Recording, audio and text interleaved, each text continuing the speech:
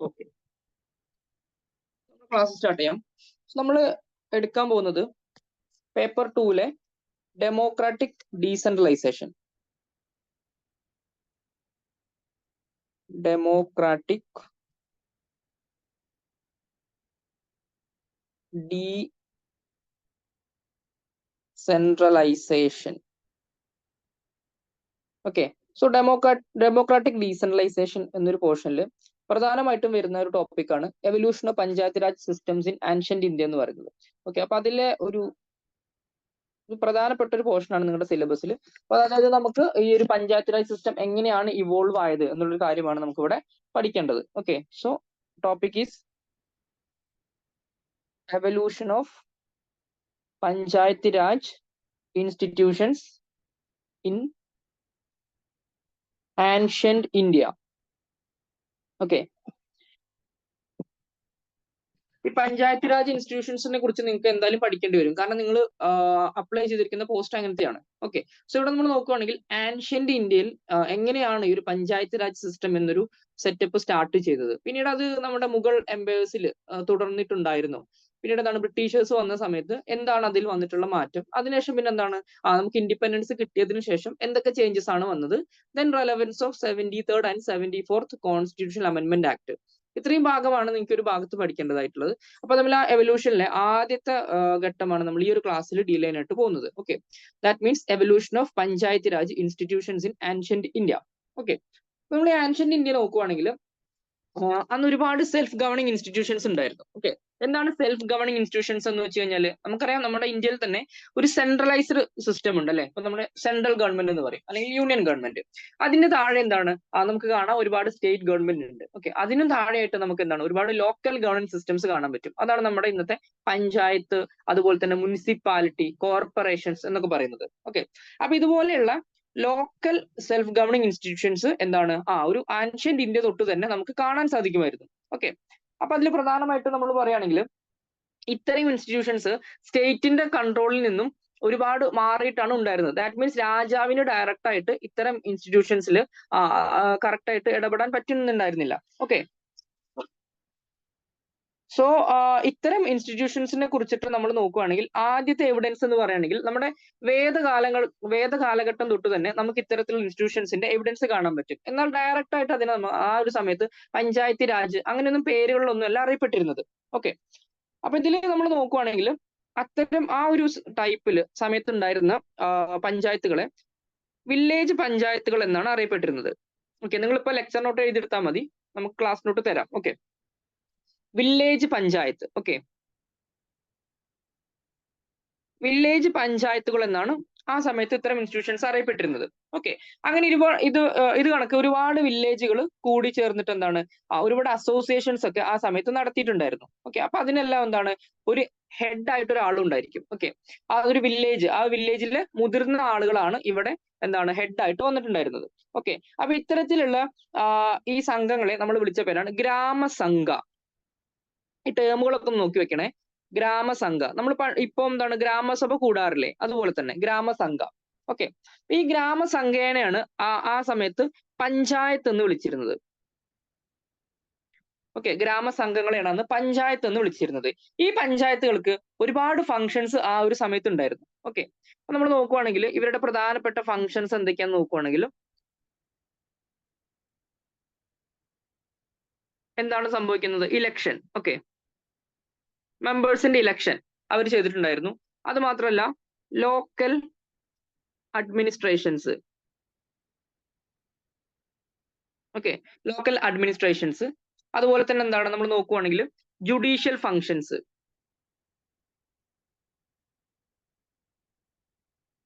Judicial functions അവർ ചെയ്തിട്ടുണ്ടായിരുന്നു. Okay, പിന്നെ ഇവിടെ നോക്കുകയാണെന്നുണ്ടെങ്കിൽ ഇപ്പൊ എന്താണ് ഇലക്ഷന്റെ കാര്യം പറഞ്ഞു, ലോക്കൽ അഡ്മിനിസ്ട്രേഷന്റെ കാര്യം പറഞ്ഞു, ജുഡീഷ്യൽ ഫങ്ഷൻസ് കാര്യം പറഞ്ഞു. ഓക്കെ, പിന്നെ അത് മാത്രമല്ല ഇവരെന്താണ് ആ ഒരു ഏരിയയിൽ ഉണ്ടായിരുന്ന കംപ്ലീറ്റ് ആയിട്ടുള്ള തർക്ക പരിഹാരങ്ങൾ അതെല്ലാം എന്താണ് ഇവരാണ് ചെയ്തിട്ടുണ്ടായിരുന്നത്, ഒരു ഗ്രാമസംഘ എന്ന് പറഞ്ഞ ആളുകൾ. ഓക്കെ, ദെൻ ഇവർക്ക് എന്താണ് ഒരു കോണ്ടാക്ട് ഉണ്ടായിരിക്കും അല്ലെ, we have A direct contact with central system. അപ്പൊ സെൻട്രൽ സിസ്റ്റമായിട്ട് ഡയറക്റ്റ് കോണ്ടാക്ട് ഉണ്ടായിരുന്ന ആർക്കാണ്? ഇത്തരത്തിലുള്ള ഗ്രാമസംഘങ്ങൾക്കാണ്. അല്ലാതെ ഡയറക്റ്റ് ഈ ജനങ്ങൾക്കൊന്നും ഡയറക്റ്റ് ആയിട്ട് എന്താ പറയാ രാജാവിനോടൊന്നും കോണ്ടാക്ട് ഒന്നും ഉണ്ടായിരുന്നില്ല. ഓക്കെ. ഇതൊക്കെ എന്താണ് ജസ്റ്റ് നിങ്ങളൊരു എന്താ പറയാ ഒരു ലോജിക്കൽ സെൻസിൽ എടുത്താൽ മതി. ഓക്കെ. ഇപ്പൊ നമ്മളൊരു ഗ്രാമസംഘം എന്ന് പറയുമ്പോൾ അവരെന്തൊക്കെ ചെയ്യാൻ സാധ്യതയുണ്ട് ആ രീതിയിൽ എടുത്താൽ മതി. ഇതൊന്നും കാണാപ്പാഠം അങ്ങനെ പഠിക്കേണ്ട ആവശ്യമില്ല. ഇനി ഈ ഒരു ഗ്രാമസംഘം ഇതിപ്പോ ഞാൻ ഇങ്ങനെ പറയല്ലേ ഈ ഗ്രാമസംഘിനെ കുറിച്ച്. പക്ഷെ എന്താണ് ഇതിനെ കുറിച്ച് നമുക്കൊരു എക്സാക്ട് എവിഡൻസ് വേണം. അല്ലാതെ ഞാൻ നിങ്ങളുടെ ഈ ക്ലാസ്സിൽ വന്നിട്ട് പണ്ട് ഗ്രാമസംഘം ഉണ്ടായിരുന്നു, അവർക്ക് ഇന്ന ഫംഗ്ഷൻസ് ഉണ്ടായിരുന്നു, അതിങ്ങനെ പറഞ്ഞിട്ട് കാര്യമില്ല. സോ ഏതെല്ലാം സോഴ്സിൽ നിന്നാണ് ഈ ഗ്രാമസംഘങ്ങളെ കുറിച്ചുള്ള എവിഡൻസ് കിട്ടിയിട്ടുള്ളത്? ഓക്കെ.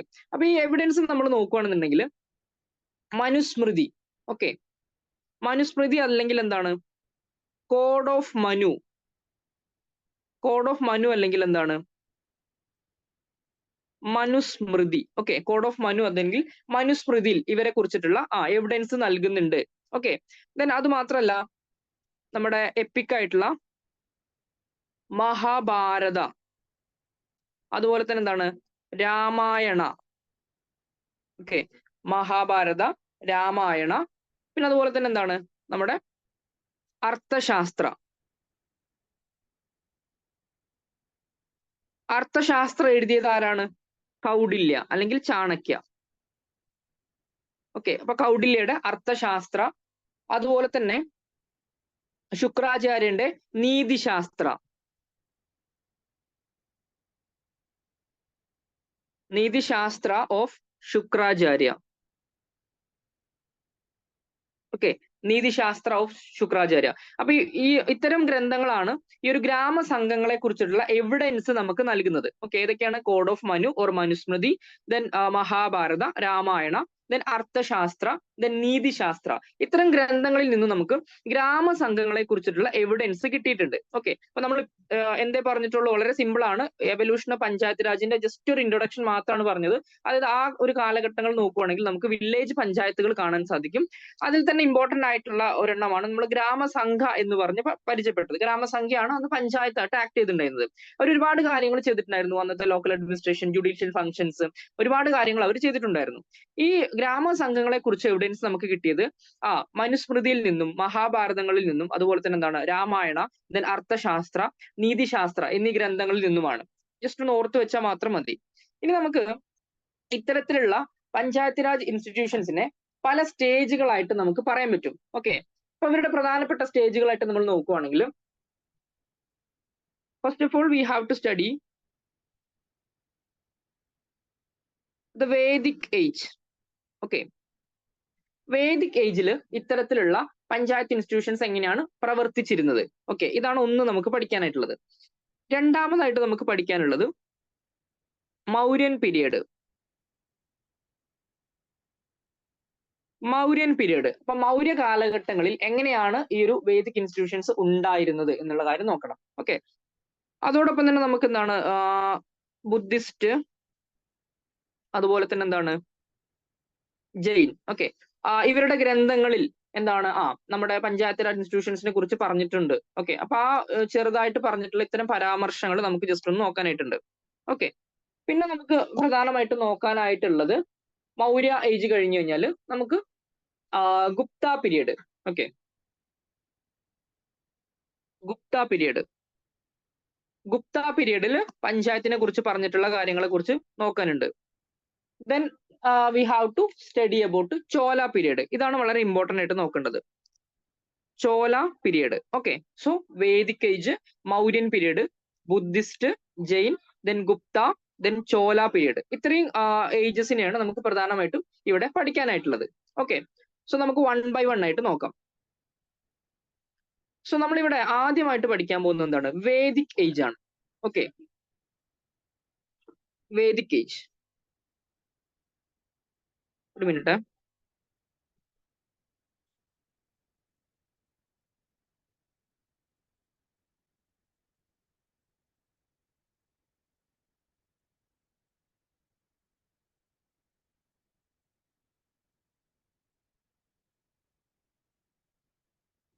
ഒന്ന് ഹോൾഡ് ചെയ്യേ.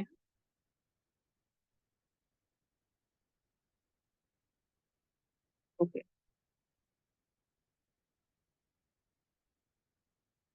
ഓക്കെ, സ്ക്രീൻ കാണുന്നില്ലേ? ഹലോ, ഒന്ന് റിപ്ലൈ തരുമോ? ഹലോ ഹലോ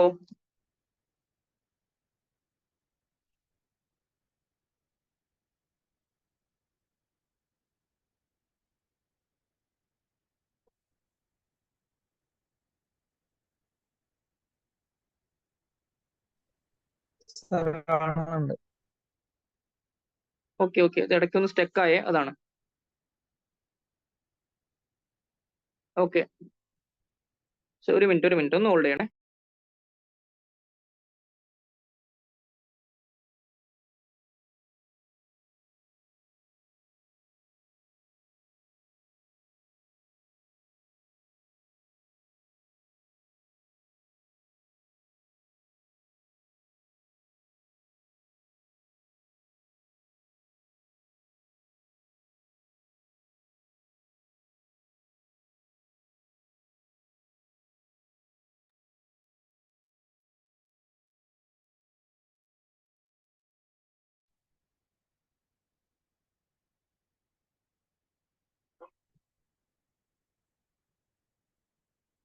ഓക്കെ, നമുക്ക് സ്റ്റാർട്ട് ചെയ്യാം. അതിനിടയ്ക്ക് ഒന്ന് സ്റ്റക്ക് ആയതാണ്. ഓക്കെ, സോ ഓഡിബിൾ ആണെന്ന് വിചാരിക്കുന്നു. ഓക്കെ അല്ലേ? വേറെ ഇഷ്യൂ ഒന്നും ഇല്ലല്ലോ? ഓക്കെ, സ്ക്രീൻ കാണുന്നില്ലേ? ഹലോ, ഒന്ന് റിപ്ലൈ തരുമോ? ഓക്കെ ആണ്. Okay okay okay, fine. Sorry, അതിവിടെ ഇന്ററപ്ഷൻ വന്നാണ്. ഓക്കെ, സോ നമുക്ക് നോക്കാം വേദിക് ടൈമിൽ എന്തൊക്കെയാണ് മാറ്റങ്ങൾ ഉണ്ടായിട്ടുള്ളത് എന്നുള്ളത്. ഓക്കെ, അപ്പൊ ഞാൻ ഇതിൽ ഇമ്പോർട്ടന്റ് ആണ്, എക്സാമിന് ചോദിക്കാൻ സാധ്യതയുള്ള പോയിന്റ് മാത്രമേ പറയുന്നുള്ളൂ. ഓക്കെ, ബാക്കി നിങ്ങൾ NCERTs ഒക്കെ വായിക്കട്ടോ. അതായത് ഞാൻ നോട്ട് മേക്ക് ചെയ്തിട്ടുള്ളത് NCERT, അതുപോലെ ഇഗ്നുവിന്റെ മെറ്റീരിയൽസ്, പിന്നെ അഡ്വാൻസ്ഡ് ബുക്ക്, ഇതെല്ലാം റെഫർ ചെയ്തിട്ടാണ് ഈ നോട്ട് ഉണ്ടാക്കിയിട്ടുള്ളത്. അപ്പൊ നിങ്ങൾക്ക് ഈ നോട്ട് മാത്രം വായിച്ചാൽ മതി. പിന്നെ കൂടുതൽ റെഫറൻസിന് വേണ്ടിയിട്ട് നിങ്ങൾക്ക് എന്ത് ചെയ്യാം, NCERTs ഒക്കെ വായിക്കാം. ഓക്കെ, ഞാൻ പറയുന്ന കാര്യങ്ങളും ഇവിടെ എഴുതുന്ന പോയിന്റ്സും മാത്രം എഴുതിയെടുത്താൽ മതി. അത് മാത്രമേ എക്സാമിന് ചോദിക്കുള്ളൂ. ഓക്കെ, നോക്കാം വേദിക് ടൈമിൽ എന്തൊക്കെയാണ് മാറ്റങ്ങൾ ഉണ്ടായിട്ടുള്ളത്. നമ്മുടെ ഈ വേദിക് ഏജ് എന്ന് പറയുകയാണെങ്കിൽ നമുക്കറിയാം, നമ്മുടെ ഇൻഡസ് വാലി സിവിലൈസേഷൻ ഒരു ഫസ്റ്റ് ഫേസ് എന്ന് പറയുമ്പോൾ നമ്മുടെ എന്താ പറയാ, ഒരു സിവിലൈസേഷൻ സ്റ്റാർട്ട് ചെയ്യുന്നത് നമ്മുടെ ഇൻഡസ് വാലി സിവിലൈസേഷനിലാണ്. അപ്പൊ ഈ ഇൻഡസ് വാലി സിവിലൈസേഷനെ സംബന്ധിച്ച് നമ്മൾ നോക്കുകയാണെങ്കിൽ അവിടെ ഒരു എഗലറ്റേറിയൻ സൊസൈറ്റി ആയിരുന്നു. അവിടെ എന്താണ് ആളുകൾ തമ്മിൽ ഒരു വേർതിരിവൊന്നും ഉണ്ടായിട്ടുണ്ടായിരുന്നില്ല. ഓക്കെ, എല്ലാവരും ഒരുപോലെ. ഓക്കെ, പ്രത്യേകിച്ച് പറയുന്ന റിലീജിയസ് കൺസെപ്റ്റുകളോ അങ്ങനെയൊന്നും ആ ടൈമിൽ നമുക്ക് എവിഡൻസ് ഒന്നും കിട്ടിയിട്ടില്ല. ഓക്കെ, ഒന്ന് രണ്ട് എവിഡൻസ് കിട്ടിയിട്ടുണ്ടെന്നല്ലാതെ ഇപ്പൊ പശുപതി സീല്, അതുപോലെ എന്താണ് മദർ ഗോഡസ്, അങ്ങനെയുള്ള കുറച്ച് സ്ട്രക്ചേഴ്സ് കിട്ടിയിട്ടുണ്ട്. എന്നാലും ഒരു എക്സാക്ട് ഒരു ടെമ്പിൾ വർഷിപ്പ് അല്ലെങ്കിൽ ഒരു ഗോഡ് വർഷിപ്പിനെ കുറിച്ചൊന്നും നമുക്ക് കറക്റ്റ് ആയിട്ട് പറയുന്നില്ല. അതുകൊണ്ട് തന്നെ എന്താണ് അവിടെ ഒരു കറക്റ്റ് ആയിട്ടൊരു പഞ്ചായത്ത് രാജ് സിസ്റ്റത്തിന്റെ എവിഡൻസ് ഒന്നും നമുക്ക് കാണാൻ സാധിക്കില്ല. പിന്നീട് ആര്യൻസ് ഇവിടേക്ക് ഇൻവേർഡ് ചെയ്തു വന്നു. അതിനുശേഷം എന്താണ് ഇവിടെ അറിയപ്പെട്ട കാലഘട്ടമാണ് നമ്മുടെ വേദിക് ഏജ് എന്ന് പറഞ്ഞത്. അതായത് അയണിന്റെ കണ്ടുപിടുത്തത്തോടു കൂടി ഇവിടെ യുദ്ധങ്ങൾ കാണാൻ സാധിക്കും. ഓക്കെ, കാരണം എന്താ, അയൺ കൊണ്ട് നമ്മൾ ഒരുപാട് ഉപകരണങ്ങൾ ഉണ്ടാക്കുന്നുണ്ട് അല്ലെ, വെപ്പൺസ് ഒക്കെ ഉണ്ടാക്കുന്നുണ്ട്. ഓക്കെ, അപ്പൊ അതുകൊണ്ട് തന്നെയാണ് ഇവിടെ യുദ്ധങ്ങളൊക്കെ കൂടുതലായിട്ട് നമുക്ക് കാണാൻ സാധിക്കുന്നത്. അപ്പൊ അങ്ങനെ എന്താണ് ഒരു മാറ്റം നമുക്ക് കാണാൻ സാധിച്ചു. അപ്പൊ ഈ ഒരു വേദിക് ടൈമിലാണ് ഇത്തരത്തിലുള്ള അഡ്മിനിസ്ട്രേഷൻസും മറ്റു കാര്യങ്ങളൊക്കെ കുറച്ചുകൂടി ഡെവലപ്പ് ആയിട്ട് വന്നത്. അപ്പൊ അതുകൊണ്ടാണ് നമ്മൾ ഫസ്റ്റ് ഫേസ് ആയിട്ട് വേദിക് ഫേസ് പഠിക്കുന്നത്. ദാറ്റ് മീൻസ് അതിന് മുമ്പുള്ള ഇൻഡസ് വാലി സിവിലൈസേഷൻസിൽ നമുക്ക് ഇത്തരത്തിലുള്ള എവിഡൻസ് ഒന്നും തന്നെ കിട്ടിയിട്ടില്ല. ഓക്കെ, സോ വേദിക് ടൈമിൽ നമ്മൾ എന്തൊക്കെയാണ് പ്രധാനമായിട്ടും നോക്കേണ്ടത്? വേദിക് ഏജിൽ നമ്മൾ ഫസ്റ്റ് പഠിക്കേണ്ടത് ഇവിടെ വില്ലേജ് ആയിരുന്നു ബേസിക് യൂണിറ്റ് ഓഫ് അഡ്മിനിസ്ട്രേഷൻ എന്ന് പറയുന്നത്. ഓക്കെ, സോ ഫസ്റ്റ് പോയിന്റ് എന്താണ് പറയുന്നത്? Village as the basic unit of administration. Okay, village as the basic unit of administration. Village ആണ് ഇവിടെ ബേസിക് യൂണിറ്റ് ഓഫ് അഡ്മിനിസ്ട്രേഷൻ ആയിട്ട് നമ്മൾ കണക്കാക്കുന്നത്. ഓക്കെ, ഫസ്റ്റ് പോയിന്റ് കിട്ടിയല്ലോ. ഇനി രണ്ടാമത്തെ പോയിന്റ് നോക്കാം, ഹെഡ് ഓഫ് ദ വില്ലേജ്. ഇനി അപ്പം വില്ലേജ് ആണ് നമ്മുടെ ബേസിക് യൂണിറ്റ് എന്ന് മനസ്സിലായി. ഇനി അപ്പം അതിനൊരു ഹെഡ് വേണം അല്ലെ. So head of the village. Head of the village എന്ന് പറഞ്ഞു കഴിഞ്ഞാൽ ഗ്രാമിണി എന്നാണ് അറിയപ്പെട്ടത്. ഓക്കെ, ഗ്രാമിണി. സോ വേദിക് ഏജിൽ എന്താണ് സംഭവിച്ചത്? വില്ലേജ് ആണ് ബേസിക് യൂണിറ്റ് ഓഫ് അഡ്മിനിസ്ട്രേഷൻ എന്ന് നമ്മൾ പറഞ്ഞു. ഇനി ആ ഒരു വില്ലേജിന്റെ ഹെഡ് ആയിട്ട് നമ്മൾ പരിഗണിച്ചത് ആരെയാണ്? ഗ്രാമിണി. ഓക്കെ, ഗ്രാമിണി. അപ്പൊ ഗ്രാമിണി എന്താന്ന് പറഞ്ഞു, അതുപോലെ തന്നെ എന്താണ് വില്ലേജ് എന്താന്നുള്ളതും പറഞ്ഞു. ഇനി ഇവിടെ ഒരുപാട് മീറ്റിങ്ങുകളും കാര്യങ്ങളൊക്കെ തന്നെ അവർ കണ്ടക്ട് ചെയ്തിരുന്നു. ഓക്കെ, ദാറ്റ് മീൻസ് ഈ വില്ലേജിൽ ഒരുപാട് മീറ്റിങ്ങുകളും കാര്യങ്ങളൊക്കെ കണ്ടക്ട് ചെയ്തിരുന്നു. എന്തിനു വേണ്ടിയിട്ടാണ്? ഇത്തരത്തിലുള്ള ലോക്കൽ അഡ്മിനിസ്ട്രേഷൻ സാധ്യമാക്കാൻ വേണ്ടിയിട്ട്. Okay, so each village had it's on meeting committee. അപ്പൊ എന്താണ് വില്ലേജ് പറഞ്ഞു, ഓരോ വില്ലേജിലും എന്താണ് അവരുടേതായിട്ടുള്ള മീറ്റിംഗ് കമ്മിറ്റീസും ഉണ്ടായിരുന്നു. ഓക്കെ, മീറ്റിംഗ് കമ്മിറ്റീസും ഉണ്ടായിരുന്നു. അപ്പൊ എന്താ നമ്മൾ പറഞ്ഞത്, ഒരു വില്ലേജ് ഉണ്ട്, വില്ലേജ് ആണ് ബേസിക് യൂണിറ്റ് ഓഫ് അഡ്മിനിസ്ട്രേഷൻ. അവിടെ മീറ്റിംഗ് കമ്മിറ്റീസ് ഉണ്ട്. എന്തിനാണ്? ഈ അഡ്മിനിസ്ട്രേഷൻ പ്രോപ്പർ ആയിട്ട് നോക്കാൻ വേണ്ടിയിട്ട്. ഈ വില്ലേജുകളുടെ ഹെഡിനെയാണ് നമ്മൾ എന്ത് വിളിച്ചത്? ഗ്രാമിണി എന്ന് വിളിച്ചത്. ഓക്കെ. അപ്പം ഇനി ഇവിടെ കാര്യങ്ങൾ തീരുമാനിക്കേണ്ടത്, ഡെസിഷൻസ് ഒക്കെ എടുക്കണം. അപ്പൊ ഈ ഡെസിഷൻസ് ഒക്കെ എടുക്കുന്നത് എങ്ങനെയാണ്? ഡെസിഷൻസ് എടുക്കുന്നത് വോട്ട് ഉണ്ട്. ഓക്കെ, മെജോറിറ്റി വോട്ട് ബേസിസിലാണ്. കാരണം ഇത്തരത്തിലുള്ള മീറ്റിംഗ് കമ്മിറ്റീസ് ഉണ്ട്. ഈ മീറ്റിംഗ് കമ്മിറ്റീസിൽ എന്ത് ചെയ്യും? വോട്ട് ഉണ്ടാവും. ഓക്കെ. അപ്പൊ ഈ വോട്ട് ചെയ്തിട്ട് നമ്മൾ എന്ത് ചെയ്യും?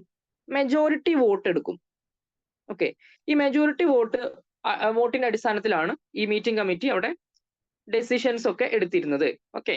So decisions was taken based on the majority of votes after discussion in the meeting committees. Okay. ഇനി ഇത്തരത്തിലുള്ള അഡ്മിനിസ്ട്രേഷൻ, ഈ വില്ലേജുകളുടെ അഡ്മിനിസ്ട്രേഷൻ മാനേജ് ചെയ്തിരുന്ന അന്നത്തെ ആ ഒരു കൂട്ടായ്മയാണ് നമ്മൾ എന്ത് വിളിച്ചത്? പഞ്ചായത്ത് എന്ന് വിളിച്ചത്. Okay, panchayat. So panchayat means എന്താണ്? അൻ organisation of administration of village. Okay. So ഇങ്ങനെ ആ അഡ്മിനിസ്ട്രേഷൻ ഒക്കെ ചെയ്തിരുന്ന, ഓക്കെ, ആ ഒരു കൂട്ടായ്മയാണ് നമ്മൾ ഇത് വിളിച്ചത് പഞ്ചായത്ത് എന്ന് വിളിച്ചത്. So administration of village was managed by panchayat. അപ്പൊ നമുക്ക് പഞ്ചായത്തിന്റെ ഡെഫിനിഷൻ വേണമെങ്കിൽ ഇവിടെ ചോദിക്കാം. എന്താണ് panchayat? Panchayat means an organization of administration of village. Okay. അപ്പൊ എന്താണ് പഞ്ചായത്ത്? അഡ്മിനിസ്ട്രേഷൻ അല്ലെ, an organization of administration of village ആണ് പഞ്ചായത്ത് എന്ന് പറയുന്നത്. ഈ പഞ്ചായത്തുകളാണ് ഇവിടെ എന്ത് ചെയ്തിരുന്നത്? അഡ്മിനിസ്ട്രേഷനും കാര്യങ്ങളെല്ലാം തന്നെ അവിടെ ചെയ്തിട്ടുണ്ടായിരുന്നത്.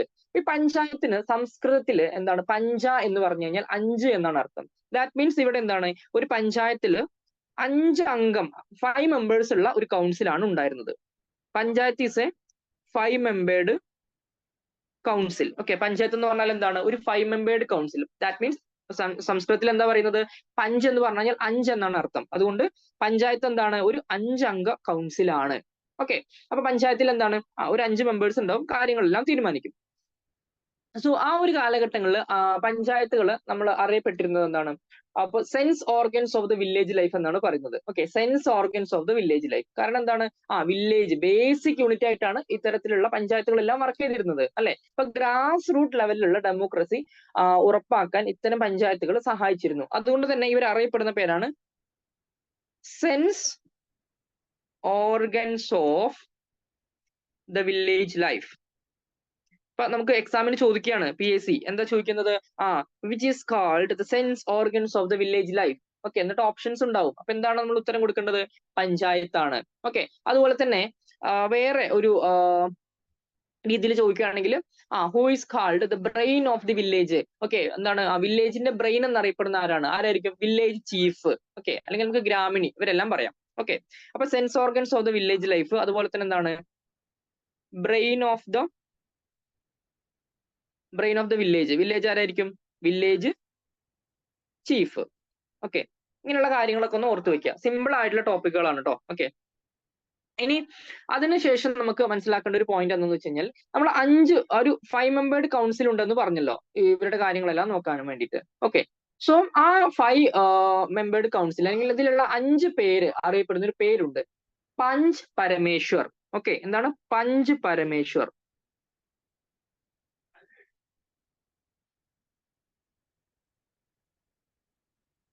Punch Parameshwar. Okay, punch Parameshwar.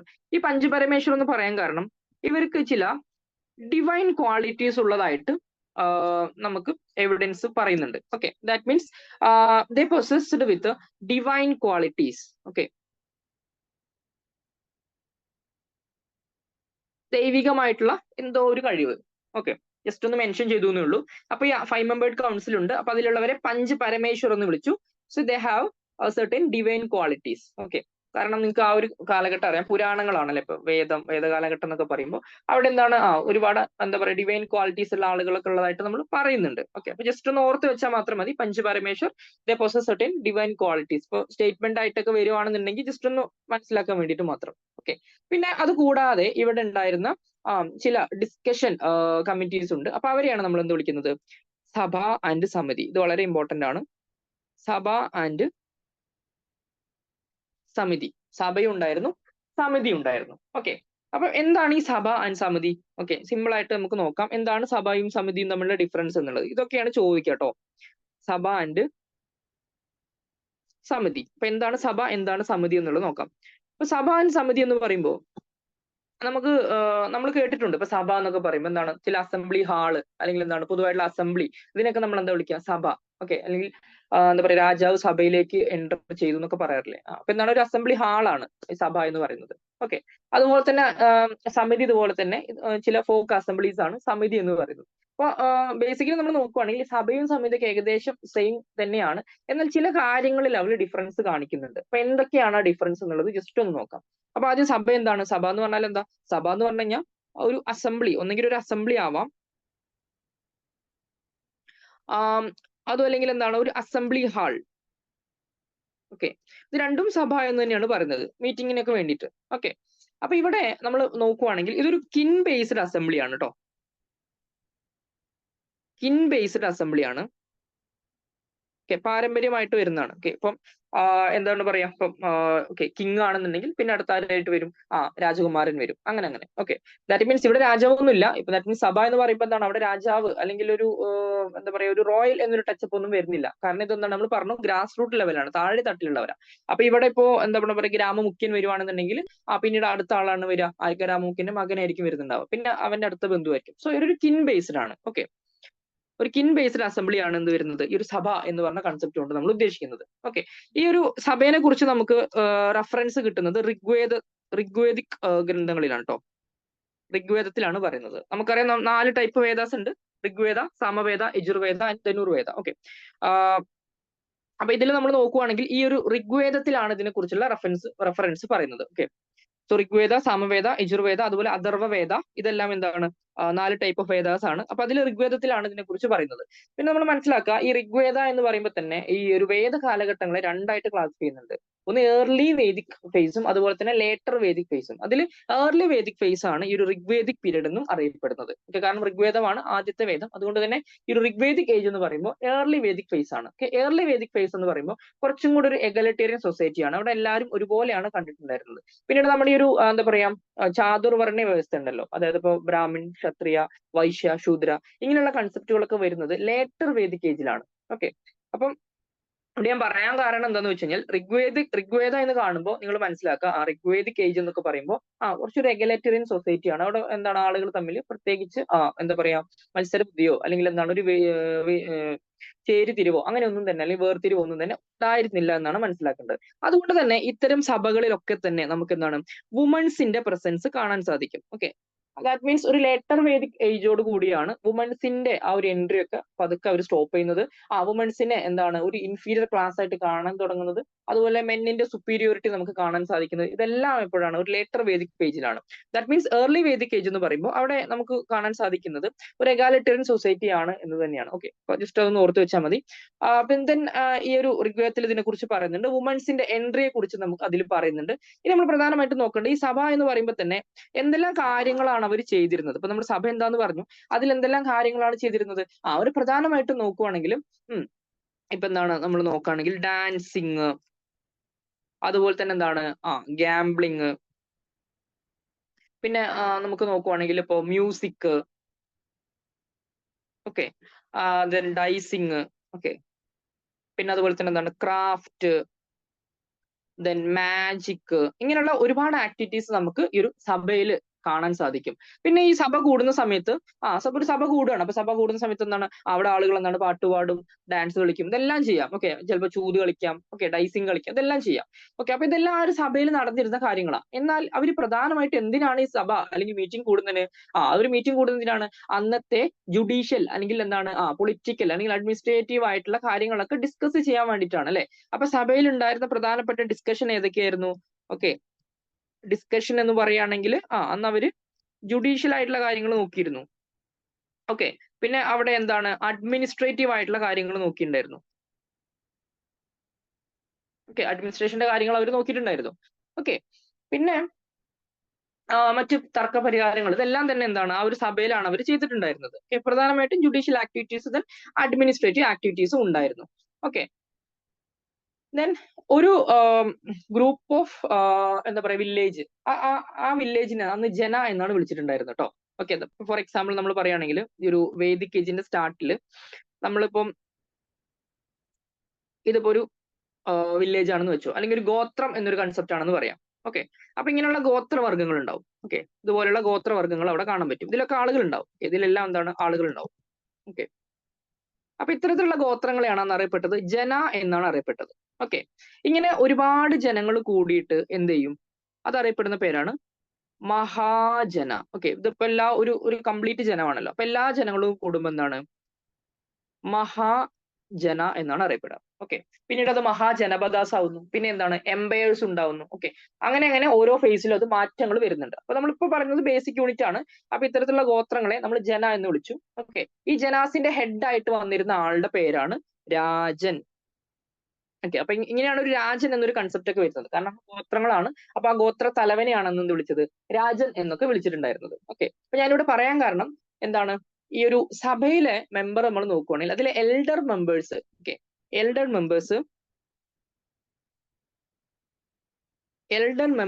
Of ജന, എൽഡർ മെമ്പേഴ്സ് ഓഫ് ജന took part in സഭ. ഓക്കെ, ഇപ്പൊ സഭയിലെ മീറ്റിംഗിൽ പങ്കെടുത്തവർ ആരാണ്? നമ്മുടെ ജനേസിലുള്ള എൽഡർ മെമ്പേഴ്സ് ആണ് ഇവിടെ എല്ലാം പങ്കെടുത്തിട്ടുണ്ടായിരുന്നത്. ഓക്കെ, ഇത്രയും കാര്യങ്ങൾ മാത്രമേ നമുക്ക് ഇവിടെ ഒന്ന് നോക്കി വെച്ചാൽ മതി. വളരെ സിമ്പിൾ ആയിട്ടുള്ള കുറച്ച് കാര്യങ്ങളാണ് നമ്മൾ പരിചയപ്പെട്ടത്. എന്താണ് സഭ എന്നുള്ളത് നമ്മൾ പറഞ്ഞു അല്ലെ. സഭ എന്ന് പറഞ്ഞാൽ എന്താ, അന്നത്തെ ഒരു അസംബ്ലി അല്ലെങ്കിൽ അസംബ്ലി ഹാളിനെയാണ് നമ്മൾ സഭ എന്ന് വിളിക്കുന്നത്. ഇതൊരു കിൻ ബേസ്ഡ് അസംബ്ലി ആണ്. ഓക്കെ, ദാറ്റ് മീൻസ് ഒരു ഹെറിഡിറ്ററി പൊസിഷൻ നമുക്ക് അവിടെ കാണാൻ സാധിക്കും. ദെൻ ഋഗ്വേദയിൽ ഇതിനെക്കുറിച്ച് മെൻഷൻ ചെയ്യുന്നുണ്ട്. ഇതിൽ വുമൻസിന്റെ എൻട്രി ഉണ്ടായിരുന്നു. എന്നാൽ എന്താണ് ലേറ്റർ വുമൻസ് എൻട്രി വാസ് എന്താണ് അബോളിഷ്ഡ് അല്ലെ. Later the entry was stopped. തുടക്കത്തിൽ ഉണ്ടായിരുന്നു, എന്നാൽ കുറച്ച് കഴിഞ്ഞപ്പോ എന്താണ് അത് സ്റ്റോപ്പ് ചെയ്തു. കാരണം എന്താ, ലേറ്റർ വേദ സ്റ്റാർട്ട് ചെയ്തോടുകൂടി എന്താണ് വുമൻസിന്റെ എൻട്രി സ്റ്റോപ്പായി. പക്ഷെ തുടക്കത്തിൽ ഉണ്ടായിരുന്നു എന്നുള്ളത് മനസ്സിലാക്കുക. പിന്നെ അവിടെ എന്താണ് മീറ്റിംഗ് കൂടുന്ന സമയത്ത് എന്താണ് ജുഡീഷ്യൽ അല്ലെങ്കിൽ അഡ്മിനിസ്ട്രേറ്റീവ് ആയിട്ടുള്ള കാര്യങ്ങളൊക്കെ തന്നെ ഡിസ്കസ് ചെയ്തു. അതോടൊപ്പം തന്നെ എന്താണ് അവിടെ dancing, gambling, music, craft, magic, അങ്ങനെ എല്ലാ കാര്യങ്ങളും അവർ ചെയ്തിട്ടുണ്ടായിരുന്നു. ഓക്കെ, അപ്പൊ നമ്മൾ സിമ്പിൾ ആയിട്ട് നമ്മളിപ്പോ ഒരു നമ്മുടെ ഇപ്പോഴത്തെ ജനറേഷൻ നോക്കുവാണെങ്കിൽ ഇപ്പൊ നമ്മൾ ഗ്രാമസഭകളൊക്കെ കൂടാറില്ലേ. അപ്പൊ ഗ്രാമസഭകൾ കൂടുമ്പോൾ എന്താ അവിടെ ഇതുമായി ബന്ധപ്പെട്ട ആക്ടിവിറ്റീസ് എല്ലാം നടക്കില്ലേ. ഇപ്പൊ പാട്ട് ഉണ്ടാവും, ഡാൻസ് ഉണ്ടാവും, ഇതെല്ലാം ഉണ്ടാവും. ഓക്കെ, ആ ഒരു സെൻസിൽ എടുത്താൽ മതി. ഇനി അവിടെ എൽഡർ മെമ്പേഴ്സ് ഞാൻ പറഞ്ഞു വന്ന് ഓരോ ട്രൈബുകളായിട്ടാണ് ക്ലാസിഫൈ ചെയ്തിട്ടുണ്ടായിരുന്നത്. അപ്പൊ അതിലെ ഹെഡുകൾ നമ്മൾ രാജൻ എന്ന് വിളിക്കും. അപ്പൊ ഈ ട്രൈബ്സിനെയാണ് അന്ന് ജന എന്ന് വിളിക്കുന്നത്. അപ്പൊ ആ ജനാസിലുള്ള എൽഡർ മെമ്പേഴ്സ് എന്താണ് ഈ മീറ്റിങ്ങുകളിൽ പങ്കെടുത്തിട്ടുണ്ടായിരുന്നു എന്നുള്ള കാര്യം ഓർത്തു വെക്കാം. ഇനി അപ്പൊ ഇതാണ് നമ്മൾ സഭയെ കുറിച്ച് പറഞ്ഞത്. വളരെ സിമ്പിൾ ആണ്. ഓക്കെ, ഇനി നമ്മൾ സമിതി നോക്കാം. സമിതി എന്ന് പറയുമ്പോൾ എന്താ, ഇതുപോലെ തന്നെയുള്ള ഒരു ഫോക്ക് അസംബ്ലിയാണ് സമിതി എന്ന് പറയുന്നത്. It's A folk assembly. Okay, അപ്പൊ ഈ ഫോക്ക് അസംബ്ലി എന്ന് പറയുമ്പോൾ എന്താ, നമ്മുടെ ഇപ്പൊ ഓരോ ഞാൻ പറഞ്ഞു എന്താണ് അന്ന് ട്രൈബ്സുകളായിട്ട് ക്ലാസിഫൈ ചെയ്തിട്ടുണ്ടായിരുന്നു. സോ അവരുടെ എന്താണ് ഒരു കൂട്ടായ്മയാണ് ഈ ഒരു സമിതി എന്ന് പറയുന്നത്. അപ്പൊ നമ്മൾ ഈ ഒരു ട്രൈബ്സിലുള്ള അല്ലെങ്കിൽ ഈ ജനാസിലുള്ള ആളുകൾ എന്ത് ചെയ്യും, പല ആവശ്യങ്ങൾക്ക് വേണ്ടിയിട്ട് എന്ത് ചെയ്യും, അവിടെ ഒത്തുചേരും. ഇതിനെയാണ് നമ്മൾ എന്ത് വിളിക്കുന്നത്, സമിതി എന്ന് വിളിക്കുന്നത്. Okay, so people's of the tribe gathered. Okay,